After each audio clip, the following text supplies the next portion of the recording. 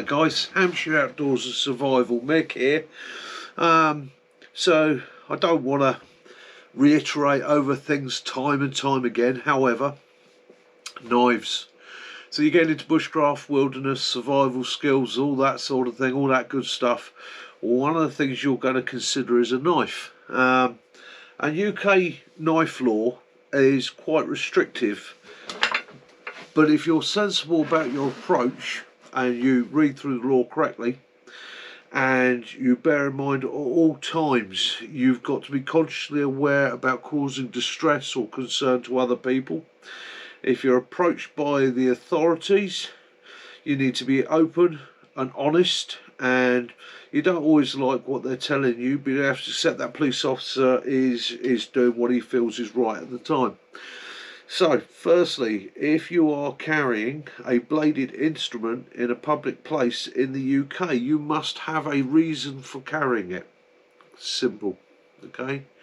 Some knives, such as flick knives, gravity knives, zombie knives, in other words, a knife that's not designed for a practical use, but is designed for nothing more than display or looking horrible and nasty. Yeah, they're outlawed. You can't have them. Carrying a fixed blade in the UK, even on open show, without justifiable reason is an offence. If you're on private land, yes, you can carry your sheath knife. Yes, you can carry your lock knives. You can still have those on private property, or if you can show a justifiable reason for having it. If you're a woodcrafter or you're a bushcrafter, and you can show that small lock knife that you carry is for a practical use, and the reason the blade locks is for the own safety of your hands whilst using it for the purpose it was designed for, i.e. in the bushcraft, you're fine. Same thing with a fixed blade knife. However, that knife has to be practical and shown, and you have to prove that it was for that use. So my British Army survival knife, yes, I can use that when I'm up the woods. Yes, I can use it when I'm processing timber, but it's not carried on me. It then goes back in the sheath and it then goes away. Right? It's not readily to hand. The law doesn't mean that you can't have that in the bottom of your bag. The law says you can't have that readily to hand in a public place. Same thing for this one. Same thing for this one. And even the same thing for this little tiny thing. It's a fixed blade. However, what I can have in a public place under UK law is this clasp knife. I can have that in my pocket. The blade is sub 3 inches. It doesn't lock in any way, form or manner. It's a good knife. It's not pointed at the front. If you try to stab somebody with that, it's probably going to fold on your fingers, so you can show it's not an offensive weapon. It has tools on it, and you don't have to have a reason to have that. You can just turn around and say, something I've always done. I've always had a penknife on me. It is my choice and I'm not breaking any laws. However, if a police officer asks you, are you carrying a bladed instrument, you must declare it to him, or he will take it as a concealed weapon. This one, a bit larger, that's the Lansky World Legal Knife. I've shown you that before. And that is also legal in the UK. Now, when I say legal to carry in the UK in a public place, you will get into trouble if you take it into a school. You will get into trouble if you take it into a court. You will get into trouble if you take it into a hospital. Why would you have it with you in those places? So again, you don't have to show a reason to have it, but you have to be practically minded and sensible about it. And the other thing is, if I start carrying it open and saying, oh yeah, but it's a penknife, it could be closed, it's not illegal, and then strapping it to the harness of my carry system, or wearing it openly displayed, right, I could be cited for causing distress to others, because under law a reasonably minded person would see you carrying a knife and maybe concerned that you're going to use it as a weapon. Okay, So that's knives, and this is just a small selection of mine, and we will get down to the elephant in the room, which is the Leatherman. So if you buy a Leatherman from a shop and you carry it in its pouch on your belt nice and discreetly, and I don't necessarily agree with this under law, I think it's a bit daft, but I can understand why. You set a law for one thing, and if you have loopholes, people will always use them and find them. So here we go, we've got a Leatherman, it's in my pouch, it's on my belt. Under UK law, as it comes from the shop, it's illegal because the blades lock. And we're not talking about the file, we are talking about the edged and pointed blades. They lock on this knife as a standard. However, I've modified mine so the lock no longer works. Right? It now becomes a penknife. It is not illegal for me to have with me. Okay? Don't have to justify the reason of having it with me, but however, I'm not going to look at a police officer and go, don't have to tell you. I'm going to sit there and say to him, I'm a motorcyclist and a bushcrafter, I'm also a first aider. I find it handy for me to have a multi-tool with me for a multiple of purposes. I use it every day on many different things. I'm an outdoorsman, yeah, I carry it with me. It has a pair of pliers, and I would demonstrate to him it has non-locking blades, and I cannot alter it or switch it back there and then. Okay, I'd have to take it home, strip it down and actually change it. That makes that legal for me to carry, and that's why I've always got that on my belt. And in 20 years of carrying a Leatherman, I've never once been stopped. I've never been asked why I've got it with me. I've never had it removed from me from a police officer. I have shown it to police officers when I'm out and about before now, because I'm working into an environment where I think there may be an issue, and I've turned around to the police officers there and said, look, just going to let you know, mate, I've got my Leatherman on me. Do you want to look at it? And occasionally they've gone, well, go on then. And I've shown it to them. Well, yeah, put it back, off you go. Not a problem, not an issue. Things like that, right, which I would use as a camp craft knife, maybe even cooking knife or something like that. Again, it's not illegal for me to have it if it's in the sheath, packed in the bottom of my bag, right, because the same equivalent would be a potato knife. And would you take a potato knife camping with you? Yes, if you're going to cook potatoes. So you've got to be practically minded about it and sensible about it. And again, the other thing is, I'll say to people out there, there are a lot of low cost, very, very good quality starter knives for people. You don't have to go spending hundreds and hundreds of pounds on a bushcraft knife. In fact, I would advise you not to. People are going to hate me for this. I have lost over the years many knives. I've been out somewhere, I've been moving, and I've lost it. Quite simple. And there is nothing more upsetting than losing your favourite knife in the middle of nowhere. Okay? So at the end of the day, I stick to knives that I can afford to replace, or if I break it or I damage it beyond use, I sit there and look at it and go, that's annoying, that's a shame, but I haven't lost hundreds and hundreds of pounds. So again, British Army survival knife, right? I'll be taking you to a store soon and showing you those. You can pick those up for £35, and you are not going to find such a sturdy knife anywhere for that sort of money. The handle is chunky and it's squared. Right, the reason being, it's a good quality hardwood with very large rivets, and the idea is you sand that back so it fits your hand. You make it fit you, make it the shape you want. You will not break this blade. Okay, I almost dare you within sense to try and break one of these. You won't. It's a good tool, and it does hold a good edge. Okay, so that is your heavy duty tool. The Lansky, if you're looking for a pocket knife, Lansky, Boker, they all make a sub £25 world legal pocket knife, and it is a pocket knife, it's a clasp knife. Okay, British Army clasp knife, they're getting expensive and hard to find now. Stainless steel, good little knife. Victorinox make camping knives and pen knives, again good quality knives. Leatherman, Yeah, anywhere from 45 to 70, 80 pounds. There are some more expensive ones out there, but you, again, don't get tricked into all the gadgets. Have a look at it, see what you actually need and judge its weight. Some of the larger ones are quite heavy, they're quite bulky. I wanted something small, discreet, pair of pliers, file, saw, knife edge, screwdriver. Pretty much all I needed. My Bushcraft knife lives in my bag. I've told you all about that before now. That was a sub £40 knife, and that has done me for the last 20 odd years. It's been a good tool. This one was given to me recently. Still trying to do research on it, but it holds a very, very fine edge. And I think it was probably originally a multi-purpose camping hunting knife. Yet to try that out again.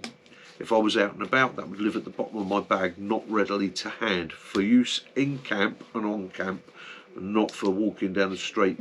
And again, the little tiny Bowie knife. Yeah, great little knife, great for food prep, great for doing fine things with. Practical knife, not really. Fun knife, or fun tool to have, yes, it has its place in the kit. So again, don't spend a fortune, don't be tricked into spending many, many hundreds of pounds on knives. It can be a bit of a wasteful feature. Myself, hobby blacksmith, and you're all going to ask, have I made knives? Yes, I have. Okay, this was a knife I made 2 or 3 years ago. It's made using a farrier's rasp. You can still see some of the patterning there and there from the rasp. And I made the handle. I made that. I wanted something that would be a work knife in a kitchen for doing very fine edge work with. The blade needs to be polished and looked after, because obviously it's not stainless, and it has picked up a few marks over the years. It's a good knife. I made that myself. I'm not an expert and I'm not professional, but it was just something I decided to have a go at doing. And I had a try at making a simple, I don't know, recurve type Bushcraft knife. It's 15N20 steel, micarta handles, and it's got plastic inserts in there. Again, went for the green inserts so I could see it. They're supposedly luminous, I don't think they are. And I etched the blade, and again, by etching the blade, it was to try and protect it a little bit from rust. Trying to put a bevel into a recurve blade like that was an absolute nightmare, and I misjudged the length for my hand, but again, it's done the job for me over the years. And again, using an offcut from a farrier's rasp, a homemade tanto, you know. Practical knife out in the woods, not for me. Don't particularly like the tanto shape. I use this primarily when I'm here and I'm working leather, because I find that tip there and that point there for scoring, marking, cutting leather and trimming leather is very good, and it's a brutally sharp knife, so that's what I use that for. So knives, they all have their places, they all have their uses. You've just got to find what's practical and sensible for you. That's enough about knives. And again, saws. Do I carry a saw? I treated myself this Christmas to a silky big boy. Yes, I can recommend it to anybody. It's a brilliant saw. It goes through stuff like you wouldn't believe. It's an expensive saw. Prior to that, I had the Laplander, which was a lot cheaper. This is a lot smaller, but again, it did me for years. I didn't buy the Silky because I was desperate for a Silky. I bought the Silky because I could afford to, and I wanted to treat myself. But the Laplander will do the job. Prior to the Laplander, I used to go to B&Q and buy the cheap foldable pocket saws. And they did the job for me. They did what I needed to. They took a little bit more effort, a little bit more time, but they did the job. So you don't have to spend a fortune. Start, and the other thing is, I'll say, with saws, figure out whether you want to use a saw or an axe. Right? Do you have to carry both? Nice if you can, but if you're just starting out and you've got a small pack, you've got light kit, work out what's actually practical for you. It's fine to sit there and go, yeah, I want to carry this huge saw, but sometimes this is just a bit bulky. It gets in the way. Sometimes this knife isn't practical, it's too bulky, it gets in the way. So sometimes I will just carry this one in the pack, and the Leatherman. Work out what you need, what you can afford, and what is practical. Okay, because for what you could have saved on this buying a Laplander, you could have also bought yourself a poncho or a tarp. Okay, so adapt, start out, figure out what you need, try things out, don't spend a fortune, because we've all done it. You buy something that costs a fortune and then find you don't actually like it, or it's not practical to you, or it's not what you thought it was going to be, and trying to get your money back just because you don't like it doesn't always work. Anyhow, that's the chat about that. I'm going to do a quick chat on some of the other odd bags I've got. All the idea of this is today I'm trying to put together a small video, and I'm trying to learn to use another video editing suite. So it's putting together a couple of little sections into a short video, which I'm then going to upload and see how it comes out. Guys, on to bags.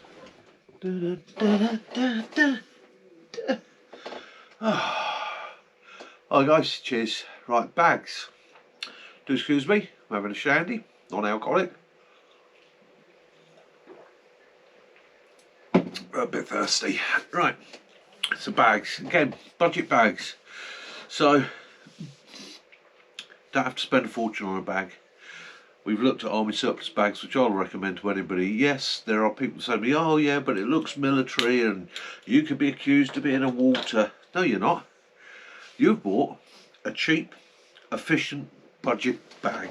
Okay, you've gone to an army surplus store because you're sensible and you bought it. If somebody says to you, why are you carrying an army bag? You look them straight in the eyes and you go, well, the fact of the matter is, I can't afford to spend £300 or £400 on a top of the range rucksack.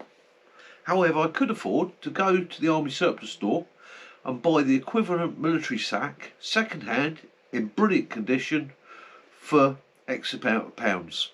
Okay, you're not walking around with a pack on just because you've got an ex-service rucksack on.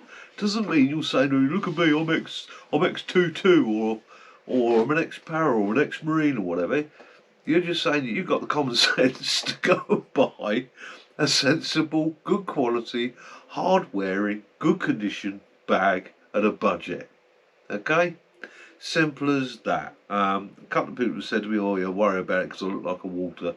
No, you're not. It's if anybody approaches you and says, oh, you're being a Walter, I mean, if you're walking around in full MTP camouflage, boots, trousers, the smock, with all the recognition patches on, right, and then the latest Bergen over the top, yeah, then I would be a bit suspicious myself, especially if you stuck a berry on your head and all the rest of it. However, if you're a guy walking around and you're wearing your normal bushcrafty trousers, an ex pair of old military boots, which I wear all the time because again they're cheap, they're efficient, they do the job, and they're a lot cheaper than buying the civilian equivalent. You wear a top that's a non-military top, or even if you wear a smock, yeah, people are going to judge it by what you're wearing underneath, by your appearance, your age, you know, do you have a full beard and all the rest of it. At the end of the day, you are what you are. If you're not telling people you are something, nobody's going to take it you are. And I've worked with and known servicemen my whole life, and they, I can guarantee you, they ain't judgmental. They'll actually look at you and go, they'll either look at you and go, God, fucking hell, what are you wearing that for? I hated that, an awful bit of kit. Or they'll look at you and go, yeah, practical, sensible, cheap, reliable, go with it, mate. Okay? So at the end of the day, it's down to what you tell people and how you put yourself across as to what they think. So back to bags. So I've already done in other videos my Bergens, my carries and the rest of it. But here's another couple of alternatives for you. So as I've told you in the past, over the years I've done a lot of pest control. I've done a fair bit of hunting. Licensed firearms holder, licensed shotgun holder. So yeah, game and game preparation is something I always had to do.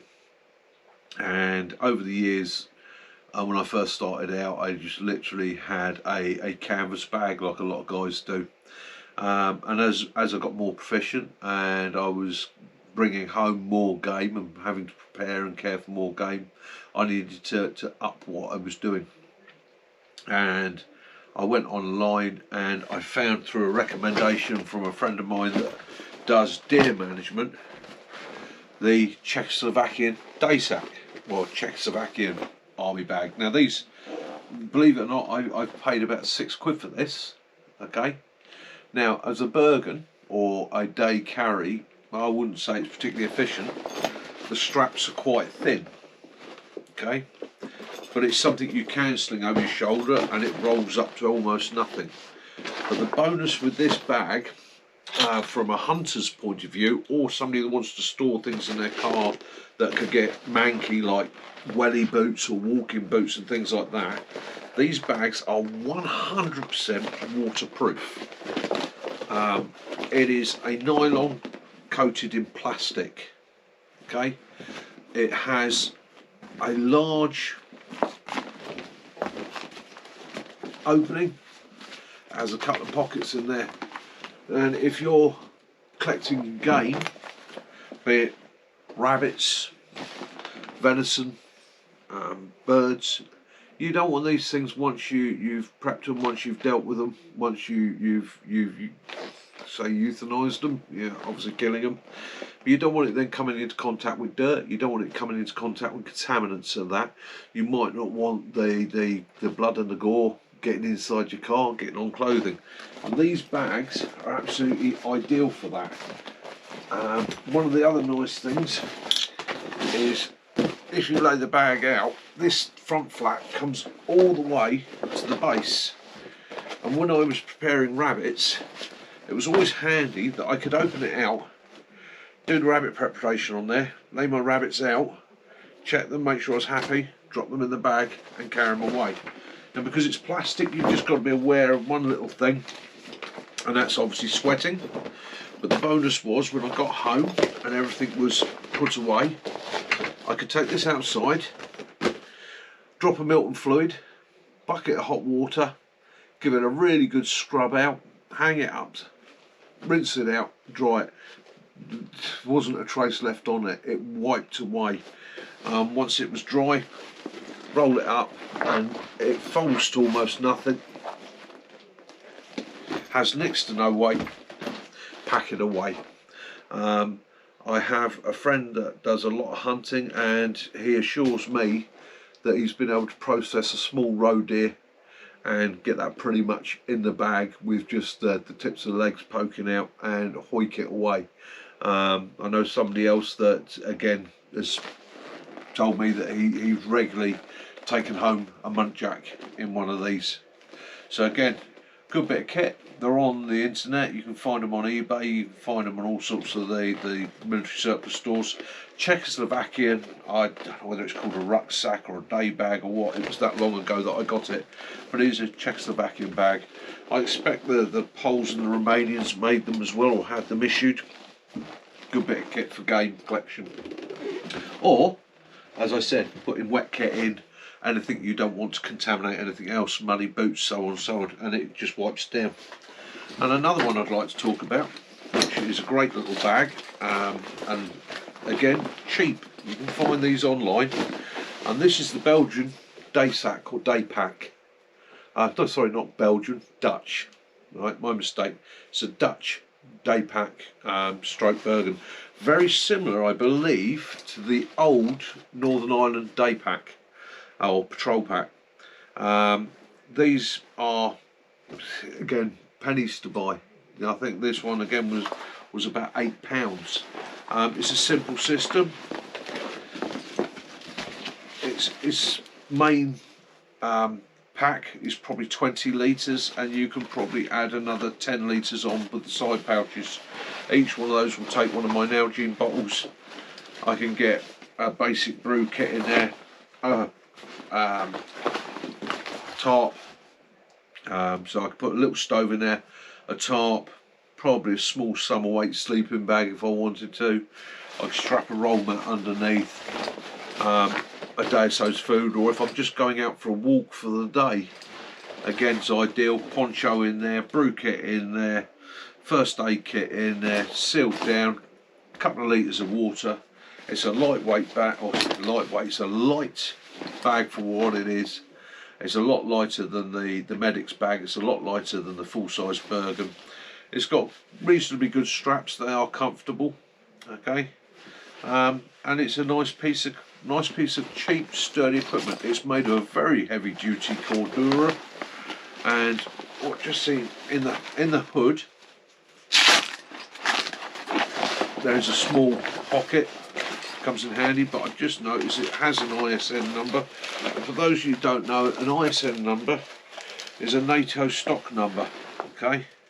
And you can use a NATO stock number to literally look up any piece of NATO military equipment. So that could be British, French, German, Dutch, so on. Okay, the NATO stock number for this, if you're looking for it, is 8465 stroke 17 stroke 106 stroke 3928. Right. That's 1996. That one's probably still as good as the day it was made. Yeah, what can I say? It's a nice, simple little bag. It's a good bit of kit. If you're just going out for a day, I quite often use it just to throw my camera in and a brew kit. You know, if I know the weather's going to be fine, just me camera, brew kit, first aid kit, and off I go. I can walk for miles with that. And again, if you're a young person just starting out, look to that sort of thing. I mean, that would make a very good little bug out bag for somebody who was looking at starting out. It makes a very nice little what do you call it, day bag, adventure bag, whatever you want to call it. And again, as I keep saying to people, don't spend a fortune. Speak to your local army surplus supplier. Go online and have a look. All this kit is out there. In actual fact, I have just recently been and spoken to my local army surplus store, which I use on occasion, and spoke to the owner there, Simon, and he's happy for me to come in one day with the camera. Well, do a video from the store, show some of the kit, have a chat to him, and I'm going to do I think I would like to do a couple of different videos from there over maybe a few months. So I think the first one is going to be like starting out, a beginner's one. I know for a lot of you guys, you're already experienced, you've already got all the kit, but like a beginner's, so that young people seeing these videos or people just starting out get an idea. Oh, so I can get one of them for that. I can get one of those for this, you know, and break down a few of the barriers, get more people interested, you know, get more people out there. There's a lot of people I've spoken to over the years. I'd love to get involved, but it's expensive, isn't it? Because a Ray Mears Bushcraft knife is 700 quid and I've got to wait 10 years for it. No, buy a Mora. Buy a Mora Companion, 24 quid. Okay, it would do the same job, do you just as well. And I dare anybody out there to tell me Mora are crap knives. Right? They're a bloody good knife for the money. I often sit there and think to myself, I wish I could make that quality, right, or that efficient a knife, and be able to sell it for that price and make it worthwhile. If I'm making a knife in the forge, it can take me anything up to a week and a half, 2 weeks to make. You know, so if I equated that in materials, gas, time, energy, labour, and all the rest of it, I'd probably want sort of £400 or £500 for that knife. Well, nobody's going to pay me 400 or 500 quid for a Mick Mitchell forge made knife, are they? No, you can go out and buy a very good bit of kit that will do the job for sub £30. Anyhow, that's enough of me waffling. There's a few knives, there's a few more bags. I'm going to put this onto the editing suite that I'm going to give a go now, and I'm going to try and put some music with it and set it up. And if you see this video, I was successful. If you think the video is good, if you think it's better quality than the last ones, hit me up with a comment, let me know. You know, I have to rely on the feedback from you guys. I'm going to be trying different settings as well, you know, just to see if I can improve the imagery, because what we got along the canal was a bit blurry on my TV, but other people have said to me it was okay on theirs. Maybe it's because I've got an older TV. Waffle, waffle, waffle. Guys, please like, please subscribe, please comment. Let me know what you want to see. Let me know what you want to do.